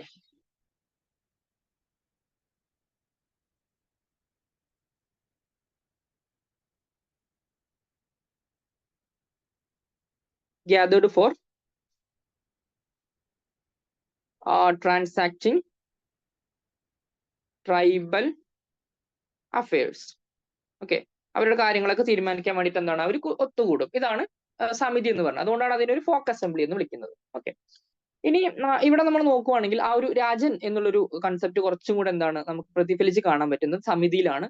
so Rajan was elected as a head. Okay, അപ്പൊ ഇവിടെ എന്താണ് രാജൻ ആസ് എ ഹെഡ്. അതിന് ഹെഡ് ആയിട്ട് ആരുണ്ടായിരുന്നു, രാജൻ ഉണ്ടായിരുന്നു. ഈ രാജൻ എന്താണ് വീണ്ടും ഒരു പ്രാവശ്യം എലക്ട് ചെയ്ത് കഴിഞ്ഞാൽ വീണ്ടും എന്താണ് റീ എലക്ഷൻ ഒക്കെ തന്നെ ഉണ്ടായിരുന്നു ഈ ഒരു സമിതിയിൽ. ഓക്കെ, അപ്പൊ സമിതി എന്ന് പറയുമ്പോൾ എന്താ ഒരു ഫോക്ക് അസംബ്ലി ആണ്. ദാറ്റ് മീൻസ് ഓരോ ട്രൈബ്സ് ആയിട്ട് ക്ലാസിഫൈ ചെയ്തിട്ടുണ്ടായിരുന്നു. അപ്പൊ ആ ട്രൈബ്സുകളുടെ ഒരു മീറ്റിംഗ് ആണ് ആക്ച്വലി എന്ത് സമിതി എന്ന് പറയുന്നത്. അപ്പൊ അവരുടെ ഹെഡ് ആര് തന്നെയായിരിക്കും, ആ ഗോത്ര തലവനായിട്ടുള്ള രാജൻ തന്നെയായിരിക്കും. ഓക്കെ, ഇനി ആ ഒരു ട്രൈബ്സ് എല്ലാവരും കൂടെ മീറ്റിംഗ് കൂടുന്നു. എന്നിട്ട് എന്താണ് അവിടെ പൊതുവായിട്ടുള്ള കാര്യങ്ങളൊക്കെ തന്നെ ഡിസ്കസ് ചെയ്യുന്നു. ഓക്കെ, ഇവിടെ പ്രധാനമായിട്ട് ഒരു ഡിസ്കസ് ചെയ്തിരുന്നത് എന്തായിരിക്കും, അന്നത്തെ റിലീജിയസ് ആയിട്ടുള്ള കാര്യങ്ങൾ അല്ലെങ്കിൽ ഫിലോസഫിക്കൽ ഇഷ്യൂസ് ഒക്കെയാണ് അന്ന് അവർ അതിൽ ഡിസ്കസ് ചെയ്തിട്ടുണ്ടായിരുന്നത്. ഓക്കെ, ഫിലോസഫിക്കൽ ഇഷ്യൂസ്, അതുപോലെ തന്നെ എന്താണ് അന്നത്തെ റിലീജിയസ് മാറ്റേഴ്സ്, ഇതൊക്കെയാണ് അന്ന് അവർ ഡിസ്കസ് ചെയ്തിട്ടുണ്ടായിരുന്നത്. ഓക്കെ, ദെൻ ഈ ഒരു സമിതിക്ക് എന്താണ് ജുഡീഷ്യൽ ഫങ്ഷൻസ് ഒന്നും തന്നെ ഉണ്ടായിരുന്നില്ല. ദാറ്റ് മീൻസ് സമിതി didn't have any judicial functions. സമിതിക്ക് എന്താണ് അവിടെ ഒരു ജുഡീഷ്യൽ ഫങ്ഷൻസ് ഒന്നും തന്നെ ഉണ്ടായിട്ടില്ല എന്നുള്ളത് എന്ത് ചെയ്യുക, ഓർത്ത് വെക്കാം. ഓക്കെ, അപ്പൊ വളരെ സിമ്പിൾ ആയിട്ടുള്ള കാര്യമാണ് നമ്മളിവിടെ പറഞ്ഞത് അല്ലെ. ഞാൻ ഒന്നുകൂടെ പറയാം എന്താ നമ്മൾ പറഞ്ഞത്. ഓക്കെ, വേദിക് ഏജിലുള്ള വേദിക് ഏജിലുള്ള പഞ്ചായത്ത് സിസ്റ്റത്തിനെ കുറിച്ചാണ് പറയുന്നത്. ഓക്കെ, ദാറ്റ് മീൻസ് അവിടെ വില്ലേജ് കൺസെപ്റ്റ് ആണ് പറയുന്നത്. വില്ലേജിനെയാണ് നമ്മൾ ബേസിക് യൂണിറ്റ് ഓഫ് അഡ്മിനിസ്ട്രേഷൻ എന്ന് പറയുന്നത്. ഇനി ആ ഒരു വില്ലേജിന്റെ ഹെഡ് ഓഫ് ദ വില്ലേജ് ആരായിരുന്നു? ഗ്രാമിണി എന്ന പേരിലാണ് അറിയപ്പെട്ടത്. പിന്നെ അവിടെ ഒരുപാട് മീറ്റിംഗ് കമ്മിറ്റീസും കാര്യങ്ങളൊക്കെ ഉണ്ടായിരുന്നു. ഈ മീറ്റിംഗ് കമ്മിറ്റിയിൽ എന്താണ് വോട്ട് ഇടും. ഓക്കെ, എന്നിട്ട് ആ വോട്ട് ഇട്ടിട്ട് മെജോറിറ്റി കിട്ടുന്ന വോട്ട് ആർക്കാണോ അതിനനുസരിച്ചുള്ള ഡിസിഷൻസ് ആണ് എടുക്കുക. ഓക്കെ, ഫോർ എക്സാമ്പിൾ ആയിട്ട് നമ്മൾ പറയുകയാണെങ്കിൽ എന്താണ്, ഇപ്പൊ എന്തെങ്കിലും ഒരു കാര്യം നമുക്ക് ആ ഒരു സഭയിൽ കൊണ്ടുവന്ന് നടപ്പാക്കണം. അപ്പൊ അവരെന്ത് ചെയ്യും, നമ്മളിന്ന് കാണുന്ന പോലെ തന്നെ വോട്ടിടും. ഓക്കെ, വോട്ടിട്ടിട്ട് എന്താണ് ഏറ്റവും കൂടുതൽ ആളുകൾ സപ്പോർട്ട് ചെയ്യുന്ന കാര്യം എന്താണോ, ഇപ്പൊ എസ് ഉണ്ടാവും, നോ ഉണ്ടാവും. അപ്പൊ എസിനെ സപ്പോർട്ട് ചെയ്യുന്നവരാണ് കൂടുതൽ എന്നുണ്ടെങ്കിൽ ആ കാര്യം എന്താണ് അവിടെ നടപ്പാക്കും, അത്രേ ഉള്ളൂ. Then administration of village was managed by panchayat. അപ്പൊ ആ ഒരു കാലഘട്ടങ്ങളിലെ അഡ്മിനിസ്ട്രേഷൻ മാനേജ് ചെയ്തിരുന്ന ആ ഒരു ടീമിനെയാണ് നമ്മൾ എന്ന് വിളിച്ചത് പഞ്ചായത്ത് എന്ന് വിളിച്ചത്. പഞ്ചായത്ത് എന്ന് പറഞ്ഞാൽ എന്താണ്, panchayat is an organization of administration of village. ഒക്കെ നോക്കി വെക്കാം, ഇത് എക്സാമിന് ചോദിക്കാം. ഓക്കെ, പഞ്ചായത്ത് എന്ന് പറഞ്ഞാൽ എന്താണ്, it's an organization of administration of village. ഇനി ആ ഒരു പഞ്ചായത്തിൽ ഒരു 5 മെമ്പർ കൗൺസിൽ ഉണ്ടായിരുന്നു. ആ 5 മെമ്പർ കൗൺസിൽ എന്താണ് ഇവിടെ കാര്യങ്ങളെല്ലാം തീരുമാനിക്കാൻ വേണ്ടിയിട്ട് അല്ലെ. അപ്പൊ അവരെ വിളിച്ച പേരെന്താണ്, പഞ്ചപരമേശ്വർ. പഞ്ചപരമേശ്വർ എന്ന് പറയാൻ കാരണം അവർക്ക് ചില ഡിവൈൻ ക്വാളിറ്റീസ് ഉള്ളതായിട്ട് റെഫറൻസ് പറയുന്നുണ്ട്. ഓക്കെ, ദെൻ ഈ ഒരു പഞ്ചായത്ത് അറിയപ്പെട്ടത് എന്താണ്, sense organs of the village life എന്നറിയപ്പെട്ടു. അതുപോലെ തന്നെ വില്ലേജ് ചീഫുകളെ നമ്മൾ വിളിച്ചത് എന്താണ്, ബ്രെയിൻ ഓഫ് ദ വില്ലേജ് എന്നാണ് അറിയപ്പെട്ടത്. കാരണം വളരെ ലോക്കൽ ലെവലിലുള്ള അഡ്മിനിസ്ട്രേഷൻ സാധ്യമാക്കിയിരുന്നത് ഇവരെല്ലാം ആയിരുന്നു. ഓക്കെ, എന്നാൽ ഇതിന്റെ ടോപ്പ് അതോറിറ്റിയാണ് ആര്, കിങ്. അതിലേക്കൊക്കെ നമുക്ക് വരാം. ഓക്കെ, പക്ഷെ നമ്മൾ ഇപ്പോൾ നമുക്ക് എക്സാം പോയിന്റ് ഓഫ് വ്യൂ ആവശ്യം എന്താണ്, ഈ ഒരു വില്ലേജ് ലൈഫ് അല്ലെങ്കിൽ വില്ലേജ് കണ്ടക്ടിനെ കുറിച്ചിട്ടാണ് നമുക്ക് പഠിക്കാനുള്ളത്. ഇതിനെല്ലാം ടോപ്പിൽ എന്തുണ്ട്, രാജാവ് ഉണ്ട്. പക്ഷെ രാജാവ് ഇപ്പോഴെന്താണ് ഡെവലപ്പ് ആയിട്ടില്ല അല്ലെ. നിങ്ങൾ നോക്കിയേ, നമ്മളൊരു എക്സാക്ട് ഒരു കിങ് എന്നൊരു കൺസെപ്റ്റിലേക്ക് നമ്മൾ വരുന്നേ ഉള്ളൂ. കാരണം ഇത് ഏർലി വേദിക് ഏജ് ആണ്. അവിടെ ഒന്നും എന്താണ് ഒരു രാജാവ് എന്നൊരു തലത്തിലേക്ക് പോയിട്ടില്ല. കാരണം എന്താണ്, ഇവിടെ നമ്മൾ നോക്കുവാണെങ്കിൽ രാജൻ ഒരു ഗോത്രങ്ങളായിട്ടാണ് ഉണ്ടായിരുന്നത്. ആ ഗോത്രങ്ങളുടെ തലവന്മാരാണ് ആര്, രാജൻസ് എന്ന് പറയുന്നത്. പിന്നീട് ഈ ഗോത്രങ്ങളെല്ലാം കൂടിയിട്ട് എന്ത് ചെയ്യും, ജനാസ് എല്ലാം കൂടി മഹാജനപദാസ് ആവും. അപ്പൊ അവർക്ക് എല്ലാം കൂടി കോമൺ ആയിട്ടുള്ള ഒരാൾ വരും അല്ലെ. പിന്നെ അദ്ദേഹമാണ് പിന്നീട് ഒരു രാജാവ്, ഒരു കിങ് എന്ന് പറഞ്ഞ ഒരു പദത്തിലേക്കൊക്കെ പോകുന്നത്. അതൊക്കെ നമ്മൾ എന്താണ് ലേറ്റർ വേദിസിലാണ് കൂടുതലായിട്ട് കാണുന്നത്. ദാറ്റ് മീൻസ് നമുക്കൊരു മൗര്യൻ എംപയർ അല്ലെങ്കിൽ ഗുപ്ത എംപയർ എന്നൊക്കെ പറയുന്ന സമയത്ത് എന്ത് ചെയ്യും, അവിടെ രാജാവ് എന്നൊരു കൺസെപ്റ്റിലേക്ക് കുറച്ചുകൂടി ഒരു സെൻട്രലൈസ്ഡ് അഡ്മിനിസ്ട്രേഷനിലേക്ക് കാര്യങ്ങളെല്ലാം പോകുന്നത് നമുക്ക് കാണാനായിട്ട് സാധിക്കും. ഇപ്പൊ വേദിക് ഏജ് ആണ് ജസ്റ്റ് സ്റ്റാർട്ട് ചെയ്തിട്ടുള്ളൂ. അവിടെ എന്താണ് ആ ഒരു ലോക്കൽ ലെവൽ ഓഫ് അഡ്മിനിസ്ട്രേഷൻ പതുക്കെ പതുക്കെ സ്റ്റാർട്ട് ചെയ്ത് വരികയാണ്. അതാണ് നമ്മൾ ഗ്രാജുവൽ എവല്യൂഷൻ എന്ന് പറയുന്നത്. ഓക്കെ, ഇനി ആ ഒരു പഞ്ചായത്തിൽ നമ്മൾ നോക്കുവാണെങ്കിൽ 2 ടൈപ്പ് കമ്മിറ്റീസ് ഉണ്ടായിരുന്നു, സഭ എന്നും സമിതി എന്നാണ് അത് അറിയപ്പെട്ടത് അല്ലെ. സഭ എന്ന് പറഞ്ഞാൽ എന്താ, ഒരു അസംബ്ലി ആണ്, അല്ലെങ്കിൽ അസംബ്ലി ഹാളിനെ നമ്മൾ സഭ എന്ന് വിളിക്കാറുണ്ട്. ഒരു കിൻ ബേസ്ഡ് അസംബ്ലി ആണ്. അവിടെ എന്താണ് നമ്മൾ നോക്കുവാണെങ്കിൽ ഋഗ്വേദത്തിലാണ് ഇതിനെ കുറിച്ചുള്ള ഒരു എവിഡൻസ് നമുക്ക് കാണാനായിട്ട് സാധിക്കുന്നത്. ഇതിൽ എല്ലാവർക്കും ഓപ്പൺ എൻട്രി ഉണ്ടായിരുന്നു. എസ്പെഷ്യലി നമ്മൾ പറയുകയാണെങ്കിൽ വുമൻസിന്റെ എൻട്രിയെ കുറിച്ചെല്ലാം പറയുന്നുണ്ട്. എന്നാൽ അതൊരു ലേറ്റർ വേദിക്കിൽ എത്തുന്ന സമയത്ത് എന്താണ്, വുമൻസിന്റെ എൻട്രി പതുക്കെ സ്റ്റോപ്പ് ആവുന്നുണ്ട്. പിന്നെ ഇവിടെ എന്താണ്, നമുക്ക് dancing, gambling, music, dicing, craft, magic അങ്ങനെയുള്ള ഒരുപാട് കാര്യങ്ങൾ നമുക്ക് ഇവിടെ കാണാനായിട്ട് സാധിക്കും. അതോടൊപ്പം തന്നെ ജുഡീഷ്യൽ അഡ്മിനിസ്ട്രേറ്റീവ് കാര്യങ്ങളെല്ലാം അവിടെ ഡിസ്കഷൻ ഉണ്ടായിരുന്നു. എൽഡർ മെമ്പേഴ്സ് ഓഫ് ദ ജന എന്താണ് ഇത്തരത്തിലുള്ള സഭകളിൽ എന്ത് ചെയ്തിട്ടുണ്ടായിരുന്നു, പങ്കെടുത്തിട്ടുണ്ടായിരുന്നു എന്നുള്ള കാര്യം കൂടെ ഒന്ന് മനസ്സിലാക്കി വെക്കാം. ഓക്കെ, ഇനി നമ്മൾ പറഞ്ഞ എന്താണ്, സമിതി എന്താണ്. സമിതി എന്ന് പറയുമ്പോൾ ഇത്തരത്തിലുള്ള ട്രൈബ്സിന്റെ ഒരു ഫോക്ക് അസംബ്ലി ആണ് സമിതി എന്ന് പറയുന്നത്. അപ്പോൾ ഡിഫറെന്റ് ട്രൈബ്സുകൾ എന്ത് ചെയ്യും, അവിടെ ഒത്തുചേരും. എന്നിട്ട് അവരെന്ത് ചെയ്യും, ട്രൈബൽ അഫയേഴ്സുമായി ബന്ധപ്പെട്ട കാര്യങ്ങളെല്ലാം തന്നെ തീരുമാനിക്കും. അതിലെ ഹെഡായിട്ട് രാജനെ എലക്ട് ചെയ്തു. അപ്പൊ അവരെന്താണ് ഫിലോസഫിക്കൽ അല്ലെങ്കിൽ റിലീജിയസ് മാറ്റേഴ്സിനെ കുറിച്ച് അവർ സംസാരിച്ചിട്ടുണ്ടായിരുന്നു. പക്ഷെ അവർക്ക് എന്തില്ല, ജുഡീഷ്യൽ പവർ ഒന്നും തന്നെ ഉണ്ടായിരുന്നില്ല എന്നുള്ളത് നോട്ട് ചെയ്ത് വെക്കാം. ഓക്കെ, ഇനി ഈ പറഞ്ഞിട്ടുള്ള സഭയും സമിതിയും കൂടാതെ തന്നെ ഇതിനു മുന്നേ ഒരു കമ്മിറ്റി ഉണ്ടായിരുന്നു. അവരുടെ പേരാണ് വിധാത. ഓക്കെ, ഇതും കൂടി ജസ്റ്റ് ഒന്ന് ഓർത്ത് വെക്കട്ടോ, വിധാത. ഓക്കെ, വിധാത എന്ന് പറഞ്ഞൊരു കമ്മിറ്റി ഉണ്ടായിരുന്നു. അപ്പൊ വിധാത എന്ന് പറയുകയാണെങ്കിൽ ഇവരാണ് ഏർലിയസ്റ്റ് ട്രൈബൽ അസംബ്ലി എന്ന് പറയുന്നത്. ഏർലിയസ്റ്റ് ട്രൈബൽ അസംബ്ലിയാണ് വിധാത എന്ന് പറയുന്നത്. ഓക്കെ, അപ്പൊ അതൊന്ന് ഓർത്ത് വെക്കാം. ഋഗ്വേദത്തില് അറൌണ്ട് എത്രയാണ് 122 ടൈംസ് നമുക്ക് ഇവരുടെ റെഫറൻസ് കാണാൻ പറ്റും. ഓക്കെ, ഋഗ്വേദത്തില് എന്താണ് 122 തവണയാണ് ഈ ഒരു വിധാതയെ കുറിച്ചിട്ട് പരാമർശിച്ചിട്ടുള്ളത്. അതുകൊണ്ടാണ് ഞാൻ ഇത് എടുത്തു പറയുന്നത് വിധാത എന്ന് പറയുന്നത്. ഓക്കെ, ജസ്റ്റ് ഒന്ന് ഓർത്ത് വെക്കുക. ഇതൊരു മോസ്റ്റ് ഇമ്പോർട്ടന്റ് അസംബ്ലി ആണ്. ഓക്കെ, വിധാത എന്ന് പറഞ്ഞാൽ മോസ്റ്റ് ഇമ്പോർട്ടന്റ് അസംബ്ലി ആണ്. മോസ്റ്റ് ഇമ്പോർട്ടന്റ് അസംബ്ലിയാണ് വിധാത എന്ന് പറയുന്നത്. അപ്പൊ ഇവരുടെ പ്രധാനപ്പെട്ട ഒരു പർപ്പസ് നമ്മൾ നോക്കുകയാണെങ്കിൽ ഇവർ ചെയ്തിരുന്ന കാര്യങ്ങൾ എന്തൊക്കെയായിരുന്നു? ഇവർ പ്രധാനമായിട്ടും ഡീൽ ചെയ്തിരുന്നത് ആ ഒരു കാലഘട്ടത്തിലെ മിലിറ്ററി, അതുപോലെ തന്നെ economic, then social, then religious matters ആണ് അന്ന് അവർ ഡീൽ ചെയ്തിട്ടുണ്ടായിരുന്നത്. ഓക്കെ, ഇത് നമ്മൾ പറയാൻ കാരണം എന്താണെന്ന് വെച്ച് കഴിഞ്ഞാൽ ഋഗ്വേദത്തിൽ ഒരുപാട് തവണ മെൻഷൻ ചെയ്യുന്നതുകൊണ്ട് തന്നെയാണ്. പിന്നെ അത് മാത്രമല്ല, ഈ ഒരു വിധാതയിൽ എന്താണ് വുമൻസിന് എൻട്രി ഉണ്ടായിരുന്നു. ഓക്കെ, വുമൻസിന്റെ എൻട്രിയെ കുറിച്ച് പറയുന്നുണ്ട്. വുമൻസിന് എന്താണ് അവിടെ എൻട്രി ഉണ്ടായിരുന്നു. ഓക്കെ, പിന്നെ ഈ ഒരു വിധാതയെ കുറിച്ച് നമ്മൾ പറയുകയാണെന്നുണ്ടെങ്കിൽ ഇപ്പൊ എന്താണ് നമ്മുടെ ഒരു ട്രൈബ്സ്, അന്നത്തെ ട്രൈബ്സ് അല്ലെങ്കിൽ ക്ലാൻസ് നമ്മൾ നോക്കുവാണെങ്കിൽ അവർക്കെല്ലാം തന്നെ എന്താണ് ഒരു ഗോഡ് വർഷിപ്പ് ആ ഒരു സമയത്ത് അവർ സ്റ്റാർട്ട് ചെയ്തിട്ടുണ്ടായിരുന്നു. അപ്പൊ അതുകൊണ്ട് തന്നെ ഈ വിധാത എന്ത് ചെയ്യുന്നു, വിധാതയിൽ അവർ മീറ്റിംഗ് കൂടുന്ന സമയത്ത് അവർ പ്രധാനമായിട്ടും മീറ്റിംഗ് കൂടുന്നത് for the worship of their god. Okay, അവരുടെ ഗോഡിനെ വേർഷിപ്പ് ചെയ്യുന്ന പർപ്പസിന് വേണ്ടിയിട്ടാണ്. So different clans and tribes used the Vidatha as a common ground for the worship of their gods. Okay, അപ്പൊ അവരുടെ ഗോഡ്സിനൊക്കെ എന്താണ് കോമൺ ആയിട്ട് വേർഷിപ്പ് ചെയ്യാൻ വേണ്ടിയിട്ടൊക്കെ ഇത്തരത്തിലുള്ള വിധാത മീറ്റിങ്ങുകളൊക്കെ അവർ എന്ത് ചെയ്തു, യൂസ് ചെയ്തു എന്നുള്ളതാണ്. അപ്പൊ നമ്മൾ ഇന്നത്തെ കൺസെപ്റ്റ് നോക്കുകയാണെങ്കിൽ ഇപ്പോൾ നമ്മൾ പൂരം ഒക്കെ വെക്കാറില്ലേ, അല്ലെ? പൂരം, അതുപോലെ തന്നെ എന്താണ് മറ്റു ഉത്സവങ്ങൾ, ഇതെല്ലാം നമ്മൾ കണ്ടക്ട് ചെയ്യുന്നുണ്ട്. അപ്പൊ അവിടെ എന്താണ് അവിടെ ഒരുപാട് ആളുകൾ കൂടിച്ചേരുന്നു. എന്നിട്ട് അവിടെ എന്താണ് അപ്പൊ പെർട്ടിക്കുലർ ആയിട്ടുള്ള ഒരു റിലീജിയസ് അഫയേഴ്സ് ആണ് അവിടെ നടക്കുന്നത്. ആ ഒരു സെയിം കൺസെപ്റ്റ് തന്നെയാണ് ഇവിടെയും പറയുന്നത്. വിധാത എന്ന് പറയുമ്പോൾ എന്താണ് different clans of tribes, okay, different clans and tribes used these vidada as a common ground for the worship of their god. അല്ലെ? അപ്പൊ worship of the god ആണ് ഇവരുടെ prime importance. Okay, worship of the gods ആ ഒരു വേദിയായിട്ടാണ് Vidhata അന്നവർ കണ്ടിട്ടുണ്ടായിരുന്നത്. Just ഒന്ന് ഓർത്ത് വെച്ചാൽ മതി. പിന്നെ നമുക്ക് അവിടെ പറയാൻ പറ്റുന്ന മറ്റു പോയിന്റുകൾ എന്തൊക്കെയാന്ന് വെച്ച് കഴിഞ്ഞാൽ അവിടെ ശ്രേണി, ഓക്കെ, ശ്രേണി അല്ലെങ്കിൽ ഗിൽഡ്, ഒരു കൂട്ടം. ഓക്കെ, സോ ഓർഗനൈസേഷൻ ഓഫ് ശ്രേണി. ശ്രേണി എന്ന് പറഞ്ഞാൽ എന്താ? ഒരു പ്രത്യേക വിഭാഗം, ഒരു കൂട്ടം, ഗിൽഡ്. അപ്പൊ ഇതൊക്കെ ചോദിക്കും, എന്താണ് ശ്രേണി? ശ്രേണി എന്ന് പറഞ്ഞാൽ ഒരു ഗിൽഡ്. ഫോർ എക്സാമ്പിൾ ഇപ്പൊ നമ്മൾ പറയുന്നത് ട്രേഡേഴ്സ്, അല്ലെ? ട്രേഡേഴ്സിന് പറയാം ട്രേഡേഴ്സിന്റെ ഒരു കൂട്ടം. അപ്പൊ എന്താണ് ശ്രേണി? ഗിൽഡ് ഓഫ് ട്രേഡേഴ്സ് എന്ന് പറയാം. അപ്പോഴെന്താണ് ഒരു ശ്രേണിയാണ്. ശ്രേണി എന്ന് പറഞ്ഞാൽ ജസ്റ്റ് ഒരു കൂട്ടം. ഓക്കെ, അപ്പൊ ഓർഗനൈസേഷൻ ഓഫ് ശ്രേണി, ഒരു ശ്രേണി കൾച്ചർ ആ ഒരു സമയത്ത് ഉണ്ടായിരുന്നു. പിന്നെ അതുപോലെ തന്നെ എന്താണ് പിന്നെ എന്തൊരു ഓർഗനൈസേഷൻ ഉള്ളത്? നമ്മുടെ റിലീജിയസ് ഓർഗനൈസേഷൻസ് ഉണ്ടായിരുന്നു. ഓക്കെ, ഇവിടെ നമുക്ക് എന്ത് പറയാം? ട്രേഡേഴ്സ് കേട്ടോ, ട്രേഡേഴ്സിന്റെ കൂട്ടത്തിന് പറയാം. ഓക്കെ, അതുപോലെ ഇവിടെ എന്താണ് റിലീജിയസ് ഓർഗനൈസേഷൻസ് ഉണ്ടായിരുന്നു. പിന്നെ എന്ത് ഓർഗനൈസേഷൻ ഉണ്ടായിരുന്നത്? കാസ്റ്റ്. ഓക്കെ, കാസ്റ്റ് ഓർഗനൈസേഷൻസ് ഉണ്ടായിരുന്നു. കാസ്റ്റ് ഓർഗനൈസേഷൻസ് ആ ഒരു സമയത്ത് ഉണ്ടായിരുന്നു. ഓക്കെ, ദെൻ നമ്മൾ നോക്കുവാണെങ്കിൽ അതോടൊപ്പം തന്നെ ഇപ്പം എൽഡേഴ്സ്. ഓക്കെ, എൽഡേഴ്സ് എന്ന് പറയുമ്പോൾ മൂത്ത ആളുകൾ, അല്ലെ? ഇപ്പൊ നമ്മൾ പറയില്ലേ ഒരു മൂത്ത കാരണവർ എന്നൊക്കെ പറയില്ലേ, അതുപോലെ. സോ അത് അവരെ വിളിക്കുന്നവരാണ് assembly of elders. Assembly of elders. Okay, assembly of elders of a Hamlet.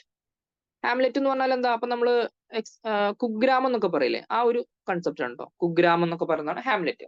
അപ്പൊ ഒരു അസംബ്ലി ഓഫ് എൽഡേഴ്സ് ഉണ്ടായിരുന്നു കുഗ്രാമത്തിൽ. അപ്പൊ അവരെ വിളിച്ച പേരാണ് ഘോഷ്. ഇതൊക്കെ NCERT പറയുന്നതാണ്. അതിലൊക്കെ പറയുന്ന ചില ഇമ്പോർട്ടന്റ് ടേംസ് ആണ്, അതുകൊണ്ടാണ് ഞാൻ എടുത്തു പറയുന്നത്, ഘോഷ്. ഓക്കെ, അതുപോലെ തന്നെ അവരുടെ വില്ലേജുകൾ അറിയപ്പെട്ടത് എന്താണ്? വില്ലേജിനെ വിളിച്ച പേരാണ് ഗ്രാമ. ഓക്കെ, ഇങ്ങനെയുള്ള റെഫറൻസുകളൊക്കെ നമുക്ക് ഇതുപോലെ NCERT-യിലും അതുപോലെ തന്നെ ഇഗ്നുയുടെ മെറ്റീരിയലും ഒക്കെ കാണുന്നുണ്ട്. അതുകൊണ്ടാണ് ഞാൻ ഇങ്ങനത്തെ ചെറിയ പോയിന്റുകൾ എടുത്തെടുത്ത് പറയുന്നത്. ഓക്കെ, ദെൻ അതുപോലെ തന്നെ എന്താണ് ഹെഡ്മാൻ ഓഫ് ദ വില്ലേജ്.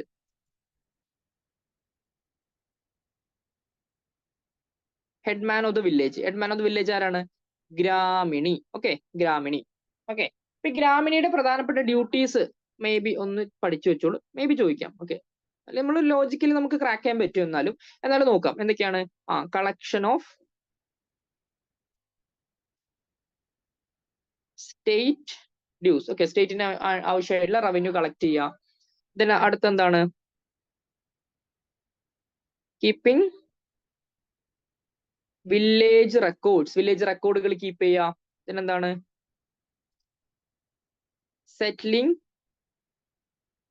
ഡിസ്പ്യൂട്ടുകൾ സെറ്റിൽ ചെയ്യുക. പിന്നെന്താ പറയാ? കൺട്രോളിങ് ക്രൈംസുകൾ കൺട്രോൾ ചെയ്യുക. ഇതൊക്കെയാണ് ആ ഒരു സമയത്തുണ്ടായിരുന്ന ഇയാളുടെ പ്രധാനപ്പെട്ട ഡ്യൂട്ടീസ് എന്ന് പറയുന്നത്. ഓക്കെ, ഇനി അപ്പൊ നമ്മൾ ഹെഡ്മാനെ കുറിച്ച് പറഞ്ഞു, ഗ്രാമിണി. ഇനി ഹെഡ്മാന്റെ കൂടാതെ തന്നെ അവിടെ ഉണ്ടായിരുന്ന ഒരു ടീമാണ് council of elders.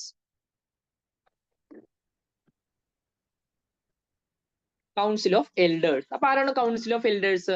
Council of elders എന്ന് പറയുകയാണെങ്കിൽ ഇപ്പൊ നമ്മുടെ ഹെഡ്മാനെ അസിസ്റ്റ് ചെയ്യാൻ വേണ്ടി കുറച്ച് പേര് വേണമല്ലോ. ഫോർ എക്സാമ്പിൾ ഇപ്പൊ ഹെഡ്മാൻ ഉണ്ട്. അപ്പൊ ഹെഡ്മാന് മാത്രം കാര്യങ്ങൾ തീരുമാനിക്കാൻ പറ്റില്ല. അപ്പൊ അവിടെ ഒരു മോണോപോളി ക്രിയേറ്റ് ചെയ്യും അല്ലെ. അപ്പൊ ഈ കൗൺസിൽ ഓഫ് എൽഡേഴ്സ് എന്ത് ചെയ്യും? ഇത് used to exercise the control over these kind of headman. Okay, അപ്പൊ ആ ഒരു ടൈപ്പ് ഓഫ് ഹെഡ്മാന്റെ മേലെ ഒരു കൺട്രോൾ കൊണ്ടുവരാൻ വേണ്ടിയിട്ട് എന്ത് ചെയ്തു? കൗൺസിൽ ഓഫ് എൽഡേഴ്സ് ഉണ്ടായിരുന്നു. So they exercise control over the ഹെഡ്മാന്റെ മേലെ എന്താണ്?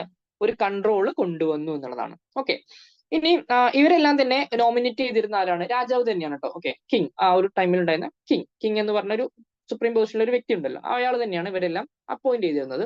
ഇനി അതിന് തൊട്ട് താഴെയുള്ള ഒരു ആളെ നമ്മൾ നോക്കുകയാണെന്നുണ്ടെങ്കിൽ എന്താണ്? ഗോബ എന്ന് പറയും. ഓക്കെ, ഇതും കൂടെ ഓർത്ത് വയ്ക്കാം, ഗോബ.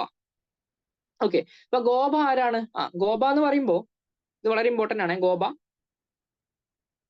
Charge of 5 to 25 villages. കണ്ടോ, ഒരു 5 തൊട്ട് 25 വരെ വില്ലേജുകളുടെ ചാർജ് ഉണ്ടായിരുന്ന ആ വ്യക്തിനെയാണ് നമ്മൾ എന്ത് വിളിക്കുന്നത്? ഗോബ എന്ന് വിളിക്കുന്നത്. അപ്പൊ നമുക്ക് ഇതിലെ ജസ്റ്റ് ഞാൻ നിങ്ങൾക്കൊന്ന് കൺക്ലൂഡ് ചെയ്ത് തരുവാണെങ്കിൽ ഏറ്റവും ടോപ്പിൽ ആരുണ്ട്? നമ്മൾ കിങ് എന്ന് പറയുന്ന ആ ഒരു വ്യക്തി ഉണ്ട്. Okay, king. ഓക്കെ, ദെൻ അതിന്റെ താഴെ ആര് വരും? ഗോബ വരും. ഓക്കെ, ഗോബ. കാരണം കിങ് എന്ന് പറയുമ്പോൾ ആ ഒരു എൻറ്റയർ എന്താ പറയാ രാജ്യത്തിന്റെ അധിപനാണ് കിങ് എന്ന് പറയുന്നത്. ഓക്കെ, ദെൻ ഗോബ എന്ന് പറയുമ്പോൾ എന്താണ്? ഒരു 5 to 25 വില്ലേജ്. ഓക്കെ, വില്ലേജിന്റെ അധിപനാണ് ആര്? ഗോബ എന്ന് പറയുന്നത്. ഇനി ഗോബയുടെ തൊട്ട് താഴെ ആര് വരുന്നുണ്ട്? നമ്മുടെ council of elders plus Gramini, ആ ഒരു ടീം വരുന്നുണ്ട്. Okay, council of elders plus Gramini. ആരാണ് ഗ്രാമിണി? ഗ്രാമിണി എന്ന് പറഞ്ഞാൽ ആരാ? Head of the village. ഈ ഗ്രാമിണിനെ കൺട്രോൾ ചെയ്തിരുന്ന ആരാണ്? കൗൺസിൽ ഓഫ് എൽഡേഴ്സ് ആണ്. ആ ഒരു രീതിയിൽ ഒന്ന് ഓർത്ത് വെച്ചാൽ മതി. അപ്പം കിങ്, ഗോബ, എന്താണ് പറയുന്നത്? ഹെഡ് ഓഫ് ദ വില്ലേജ് ആയിട്ടുള്ള ഗ്രാമിണി. കണ്ടോ, അപ്പൊ ഇങ്ങനെയാണ് ആ എവല്യൂഷൻ സംഭവിച്ചത്. ഒറ്റയടിക്ക് സംഭവിച്ചല്ല, പതുക്കെയാണ് സംഭവിച്ചത്. ഓക്കെ, അപ്പൊ ഇത്രയാണ് നമ്മുടെ ആ ഒരു വേദിക് ഏജിൽ ഉണ്ടായിട്ടുള്ളത്. പ്രധാനമായിട്ടും നമ്മൾ പറയുകയാണെങ്കിൽ ഈ ഒരു കാര്യങ്ങളാണ് നമ്മൾ നോക്കേണ്ടത്. ഓക്കെ, ഞാൻ ജസ്റ്റ് ഒന്നുകൂടെ എന്ത് ചെയ്യാം, നമുക്കൊന്ന് കൺക്ലൂഷനിലേക്ക് പോവാം. ഓക്കെ, വളരെ സിമ്പിൾ ആയിട്ടുള്ള കാര്യങ്ങളാണ് നമ്മൾ ഈ ഒരു ക്ലാസ്സിൽ പറഞ്ഞത്. സ്റ്റാർട്ടിങ് ആയതുകൊണ്ട് ഞാൻ ഇപ്പൊ ഇവിടെ നമുക്ക് സ്റ്റോപ്പ് ചെയ്യാം. ഓക്കെ, നമുക്ക് ജസ്റ്റ് എന്ത് ചെയ്യാം, ഇതൊന്ന് നോക്കാം എന്തൊക്കെയാണ് പഠിച്ചെന്നുള്ളത്. ഓക്കെ, അപ്പോൾ നമ്മൾ പറഞ്ഞ എന്താണ്? ഡെമോക്രാറ്റിക് ഡീസെൻട്രലൈസേഷൻ ഒരു സെറ്റപ്പിനെ കുറിച്ചാണ് പറഞ്ഞത്. അതായത് എന്താണ്? Evolution of Panchayati Raj systems in ancient India. Okay, that means നിങ്ങൾക്ക് പഠിക്കാനുണ്ട് ഡെമോക്രാറ്റിക് ഡീസെൻട്രലൈസേഷൻ എന്ന് പറഞ്ഞ ടോപ്പിക് നിങ്ങൾക്ക് പഠിക്കാനുണ്ട്. അപ്പൊ നമ്മളത് പഠിക്കുന്ന സമയത്ത് എന്താണ്? ഒരു ഓർഡറിൽ പഠിക്കുക. ഓക്കെ, അപ്പൊ അതിന്റെ ഫസ്റ്റ് ഓർഡർ ആണ് ഇപ്പൊ നമ്മൾ പറഞ്ഞത്, evolution of panchayat raj systems in ancient India. അപ്പൊ ആ ഒരു സമയത്ത് നോക്കുവാണെങ്കിൽ അന്ന് വില്ലേജ് പഞ്ചായത്തുകൾ ഉണ്ടായിരുന്നു. എന്താണ് ഗ്രാമസംഘ എന്ന് പറഞ്ഞാൽ? അന്ന് പഞ്ചായത്ത് എന്നാണ് അർത്ഥം, ഗ്രാമസംഘ. ദാറ്റ് മീൻസ് അവർ അന്നത്തെ ജുഡീഷ്യൽ അല്ലെങ്കിൽ ലോക്കൽ അഡ്മിനിസ്ട്രേറ്റീവ് ആയിട്ടുള്ള കാര്യങ്ങളെല്ലാം തന്നെ എന്താണ് ഈ ഒരു ഗ്രാമസംഘ അല്ലെങ്കിൽ പഞ്ചായത്ത് വഴിയാണ് ചെയ്തിട്ടുണ്ടായിരുന്നത്. ഈ ഒരു ഗ്രാമസംഘങ്ങളെ കുറിച്ചുള്ള റെഫറൻസ് നമുക്ക് കാണാൻ സാധിക്കുന്നത് കോഡ് ഓഫ് മനു അഥവാ മനുസ്മൃതിയിലാണ്. അല്ലെങ്കിൽ എന്താണ് മഹാഭാരതത്തിൽ ഇതിനെക്കുറിച്ച് റെഫറൻസ് പറയുന്നുണ്ട്, രാമായണത്തിൽ ഇതിനെക്കുറിച്ച് റെഫറൻസ് പറയുന്നുണ്ട്, അർത്ഥശാസ്ത്ര അതുപോലെ തന്നെ നീതിശാസ്ത്ര, ഇതിലെല്ലാം എന്താണ് നമുക്ക് ഇത്തരത്തിലുള്ള ഗ്രാമസംഘങ്ങളെ കുറിച്ചുള്ള റെഫറൻസ് കാണാൻ സാധിക്കും. ഈ ഒരു ചാപ്റ്ററിനെ നമ്മൾ പ്രധാനമായിട്ട് പഠിക്കേണ്ടത് Vedic age, Mauryan period, then Gupta period, Chola empire, ഈ ഒരു 4 ഹെഡിലാണ് പഠിക്കേണ്ടത്. പിന്നെ ബുദ്ധിസം, ജൈനിസം ആ ഒരു സമയത്തുള്ള പ്രൊമിനന്റ് റിലീജിയൻ ആയതുകൊണ്ട് തന്നെ ഇവിടെയൊക്കെ ഇത്തരത്തിലുള്ള പഞ്ചായത്തുകളുടെ റെഫറൻസ് പറയുന്നുണ്ടോ എന്നുള്ള കാര്യം കൂടെ നമ്മളൊന്ന് പരിശോധിക്കേണ്ടിയിരിക്കുന്നു. ദെൻ വേദിക് ഏജിലേക്ക് നമ്മൾ പോവുകയാണെങ്കിൽ എന്താണ്? വില്ലേജ് ആയിരുന്നു അന്ന് ബേസിക് യൂണിറ്റ് ഓഫ് അഡ്മിനിസ്ട്രേഷൻ എന്ന് പറയുന്നത്. ആരാണ്? വില്ലേജ് ട്ടോ. വില്ലേജ് ആണ് ബേസിക് യൂണിറ്റ് ഓഫ് അഡ്മിനിസ്ട്രേഷൻ എന്ന് പറയുന്നത്. ആ ഒരു വില്ലേജിന്റെ ഹെഡ്മാൻ ആയിട്ട് ആരെ നമ്മൾ കണ്ടു? ഗ്രാമിണിയെയും കണ്ടു അല്ലെ. പിന്നെ അവിടെ മീറ്റിംഗ് കമ്മിറ്റീസ് ഉണ്ടായിരുന്നു. ഓക്കെ, ആ മീറ്റിംഗ് കമ്മിറ്റീസിൽ വോട്ട് ഷെയറിന്റെ അടിസ്ഥാനത്തിൽ അവർ തീരുമാനങ്ങളെല്ലാം തന്നെ എടുത്തിട്ടുണ്ടായിരുന്നു. ഈ ഒരു പഞ്ചായത്ത് എന്ന് പറഞ്ഞ ഒരു കൺസെപ്റ്റ് ഇവോൾവ് ചെയ്യുന്നത് ഈ ഒരു സമയത്താണ്. നോക്കുവാണെങ്കിൽ എന്താണ്? It's an organisation of administration of village. വില്ലേജിന്റെ അഡ്മിനിസ്ട്രേഷനും കാര്യങ്ങളൊക്കെ ചെയ്യാൻ വേണ്ടിയിട്ടുള്ള ഒരു ഓർഗൻ ആയിട്ട് ഈ പഞ്ചായത്തുകൾ അവിടെ ആക്ട് ചെയ്തിരുന്നു. പഞ്ചായത്തിൽ 5 മെമ്പർ ഉള്ള ഒരു കൗൺസിൽ ഉണ്ടായിരുന്നു. അവരെ വിളിച്ച പേരെന്താണ്? പഞ്ച് പരമേശ്വർ. അവർക്ക് ചില ഡിവൈൻ ക്വാളിറ്റീസ് ഉള്ളതായിട്ട് പരാമർശിക്കുന്നുണ്ട്. ഈ പഞ്ചായത്തുകളെ നമ്മൾ നോക്കുവാണെങ്കിൽ sense organ of the village life എന്നാണ് അറിയപ്പെടുന്നത്. അതുപോലെ തന്നെ ഈ വില്ലേജ് ചീഫുകൾ എന്താണ് ബ്രെയിൻ ഓഫ് ദ വില്ലേജ് എന്നും അറിയപ്പെട്ടു. പിന്നെ അവിടെ രണ്ട് പോപ്പുലർ അസംബ്ലി ഉണ്ടായിരുന്നത് സഭ ആൻഡ് സമിതിയാണ്. സഭ എന്ന് പറയുമ്പോൾ എന്താണ് it's N assembly or assembly hall which is skin based assembly.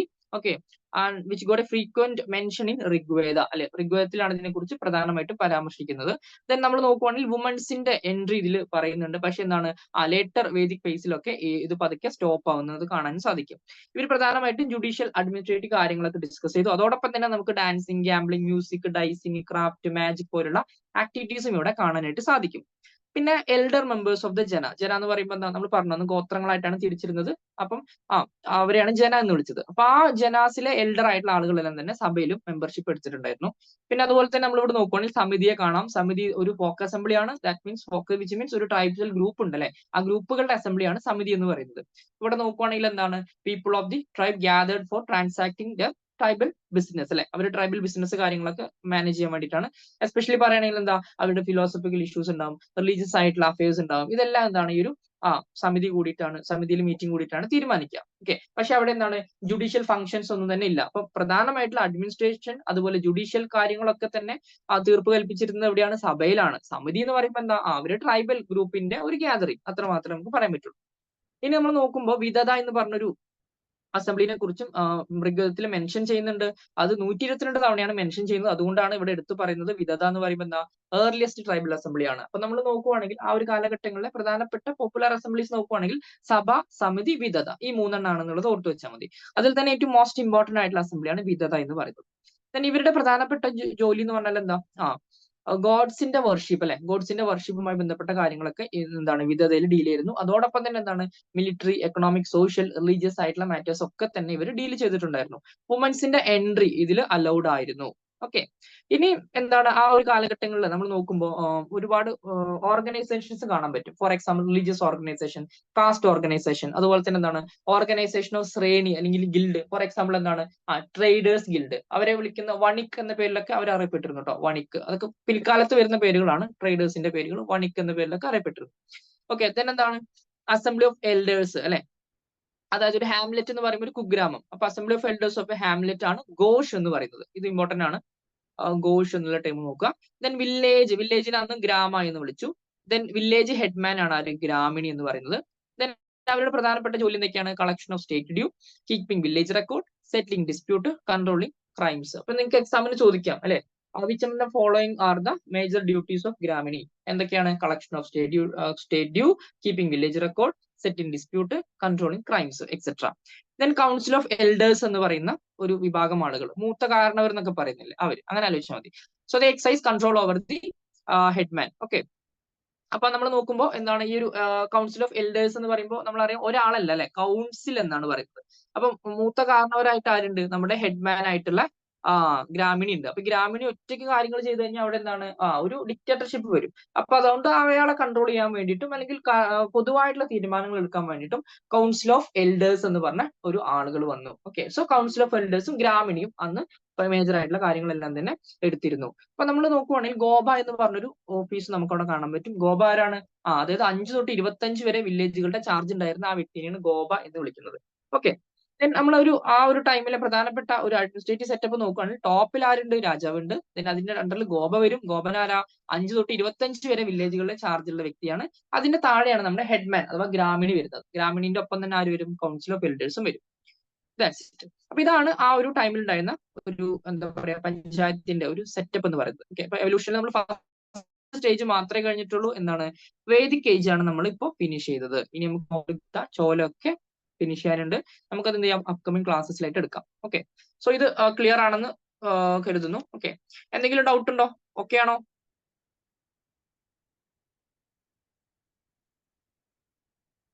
Okay, clear ആണോ?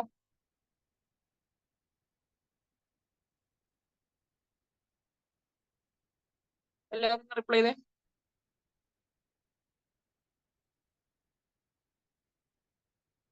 ഓക്കെ, ഐഷ വരുന്നത് ക്ലിയർ ആണെന്ന് പറയുന്നു. ഓക്കെ, ബാക്കിയുള്ളവരോ?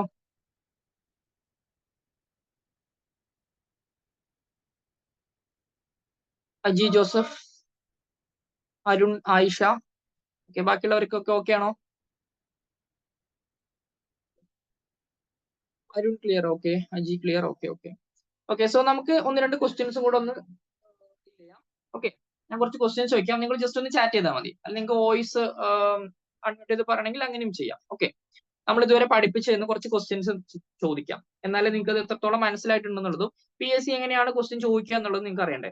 ഓക്കെ, സോ നമുക്ക് നോക്കാം പ്രധാനപ്പെട്ട ചില ക്വസ്റ്റ്യൻസ്. ഓക്കെ ഓക്കെ അല്ലേ? റെഡി ആണോ? റെഡി ആണെങ്കിൽ ഓക്കെ പറഞ്ഞേ.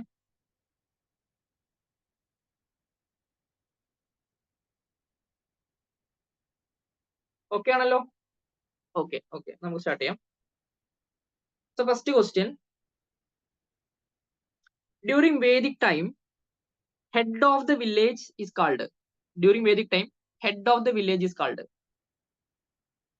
വേദിക് ടൈമിൽ വില്ലേജുകളുടെ ഹെഡ് ആരായിരുന്നു?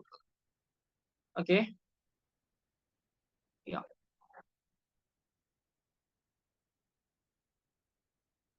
ഗ്രാമിണി. Okay, earliest tribal assembly is called. Earliest tribal assembly is called. Option തരാം: സഭ, സമിതി, വിധത. ഇതിൽ നിന്നും ഏർലിയസ്റ്റ് ട്രൈബൽ അസംബ്ലി തിരഞ്ഞെടുക്കുക. Vidatha. Okay, good.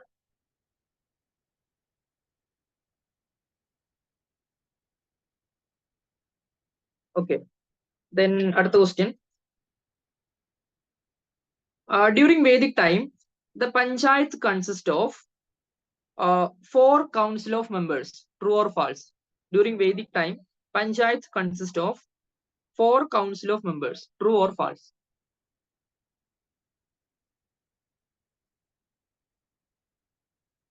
Okay. Yes, false. False. Very good. Yeah, good. False ആണ്. അപ്പൊ ഉത്തരം എന്താണ്? 4 അല്ലെങ്കിൽ പിന്നെ എത്രയാ?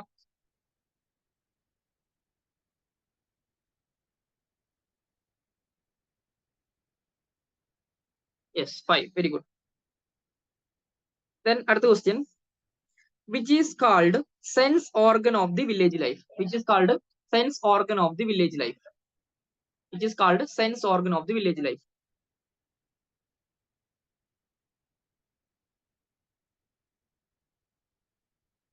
Panchayat. Okay, very good.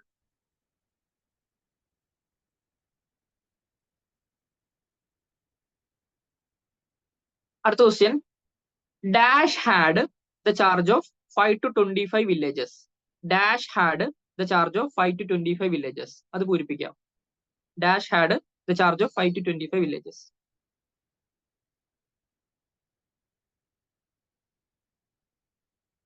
Okay, very good. ഭൂമ.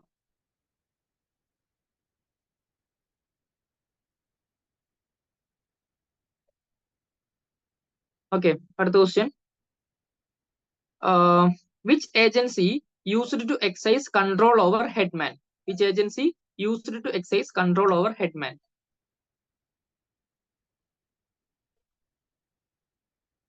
ഹെഡ്മാനെ control ചെയ്തിരുന്നത് ആരാണ്?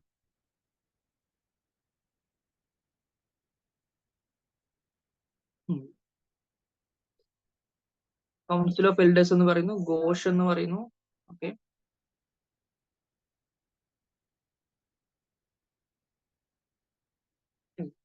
Okay. Okay, council of elders അല്ലെങ്കിൽ ഘോഷ്. ഓക്കെ, രണ്ടും പറയാം. ഓക്കെ, അസംബ്ലി ഓഫ് എൽഡേഴ്സ് ആണ് ഘോഷ്. Okay, that's it. അപ്പൊ ഈ രീതിയിലൊക്കെ എന്ത് ചെയ്യുക, കാര്യങ്ങളൊന്ന് പഠിച്ചു വെക്കാം കേട്ടോ. ഓക്കെ അല്ലേ? ക്ലിയർ അല്ലേ? നമ്മൾ ക്ലാസ്സിൽ എടുത്ത് ക്ലിയർ അല്ലേ? സ്റ്റാർട്ടിങ് ആയതുകൊണ്ടാണ്. ഓക്കെ, നമുക്ക് അഡ്വാൻസ് ആയിട്ട് പഠിക്കാനുണ്ട്. അപ്പൊ ഈ രീതിയിലാണ് ചോദിക്കുക കേട്ടോ. ഓക്കെ ആണല്ലോ?